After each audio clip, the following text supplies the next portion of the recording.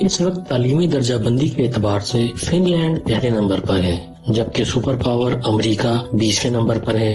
2023 تک fun land دنیا کا واحد ملک ہوگا جہاں مضمون نام کی کوئی چیز اسکولوں میں نہیں پائی جائے گی۔ فن لینڈ کا کوئی بھی اسکول زیادہ سے زیادہ 195 بچوں پر مشتمل ہوتا ہے، جبکہ 19 بچوں پر ایک ٹیچر۔ دنیا میں سب سے لمبی بریک بھی فن لینڈ میں ہی ہوتی ہے۔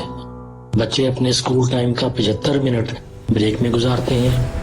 دوسرے نمبر پر 57 منٹ کی بریک نیو یارک کے اسکولوں میں ہوتی ہے، جبکہ ہمارے ہاں اگر والدین کو پتہ چل جائے کہ کوئی اسکول بچوں کو پڑھانے کی بجائے اتنی لمبی بریک دیتا ہے تو وہ اگلے دن ہی بچے اسکول سے نکلوا لیں۔ خیر، آپ دلچسپ بات ملاحظہ کریں کہ پورے ہفتے میں اسکولوں میں محض 20 گھنٹے پڑھائی ہوتی ہے، جبکہ اساتذہ کے 2 گھنٹے روز اپنی اسکلز بڑھانے پر صرف ہوتے ہیں۔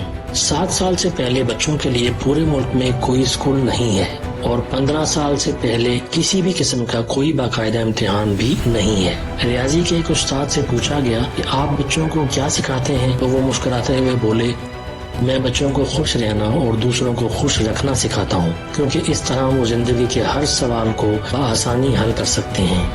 آپ جاپان کی مثال لے لیں، تیسری جماعت تک بچوں کو ایک ہی مضمون سکھایا جاتا ہے اور وہ اخلاقیات اور آداب ہیں۔ حضرت علی رضی اللہ تعالیٰ عنہ نے فرمایا، جس میں ادب نہیں اس میں دین نہیں۔ مجھے نہیں معلوم کہ جاپان والے حضرت علی رضی اللہ تعالیٰ عنہ کو کیسے جانتے ہیں اور ہمیں ابھی تک ان کی یہ بات معلوم کیوں نہ ہو سکی۔ بہرحال اس پر عمل کی ذمہ داری فی الحال جاپان والوں نے لی ہوئی ہے۔ ہمارے ایک دوست جاپان گئے اور ایئرپورٹ پر پہنچ کر انہوں نے اپنا تعارف کروایا کہ وہ ایک استاد ہیں، اور پھر ان کو لگا کہ شاید وہ جاپان کے وزیر اعظم ہیں۔ اشفاق احمد صاحب مرحوم کو ایک دفعہ اٹلی میں عدالت جانا پڑا اور انہوں نے بھی اپنا تعارف کروایا کہ میں ایک استاد ہوں۔ وہ لکھتے ہیں کہ جج سمیت کورٹ میں موجود تمام لوگ اپنی نشستوں سے کھڑے ہو گئے۔ اس دن مجھے معلوم ہوا کہ قوموں کی عزت کا راز استادوں کی عزت میں ہے۔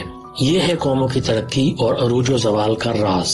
جاپان میں معاشرتی علوم پڑھائی نہیں جاتی ہے، کیونکہ یہ سکھانے کی چیز ہے، پڑھانے کی نہیں، اور وہ اپنی نسلوں کو بہت خوبی کے ساتھ معاشرت سکھا رہے ہیں۔ جاپان کے اسکولوں میں صفائی ستھرائی کے لیے بچے اور اساتذہ خود ہی اہتمام کرتے ہیں۔ صبح 8 بجے اسکول آنے کے بعد سے 10 بجے تک پورا اسکول بچوں اور اساتذہ سمیت صفائی میں مشغول رہتا ہے۔ دوسری طرف ہمارا تعلیمی نظام ملاحظہ کریں، جو صرف نقل اور صفائی پر مشتمل ہے۔ ہمارے بچے پبلشرز بن چکے ہیں۔ آپ تماشا دیکھیں، جو کتاب میں لکھا ہوتا ہے اساتذہ اسی کو بورڈ پر نقل کرتے ہیں، بچے دوبارہ اسی کو کاپی پر چھاپ دیتے ہیں۔ اساتذہ اسی نقل شدہ اور چھپے ہوئے مواد کو امتحان میں دیتے ہیں، خود ہی اہم سوالوں پر نشانات لگواتے اور خود ہی پیپر بناتے ہیں، اور خود ہی اس کو چیک کر کے خود نمبر بھی دے دیتے ہیں۔ بچے کے پاس یا فیل ہونے کا فیصلہ بھی خود ہی صادر کر دیتے ہیں، اور ماں باپ اس نتیجے پر تالیاں بجا بجا کر بچوں کے ذہین اور قابل ہونے کے گن گاتے رہتے ہیں۔ جن کے بچے فیل ہو جاتے ہیں وہ اس نتیجے پر افسوس کرتے رہتے ہیں اور اپنے بچے کو کوڑ مغز اور کند ذہن کا طعنہ دیتے رہتے ہیں۔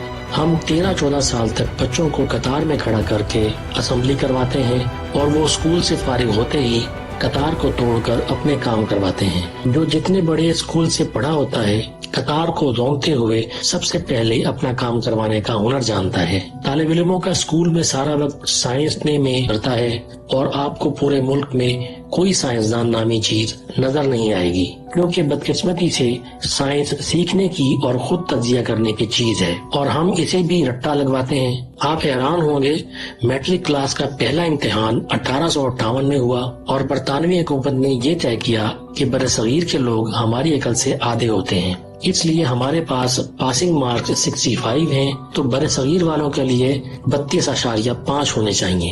2 سال بعد 1860 میں اساتذہ کی آسانی کے لیے پاسنگ مارکس 33 کر دیے گئے، اور ہم ابھی بھی انہی 33 نمبروں سے اپنے بچوں کی ذہانت کو تلاش کرنے میں مصروف ہیں۔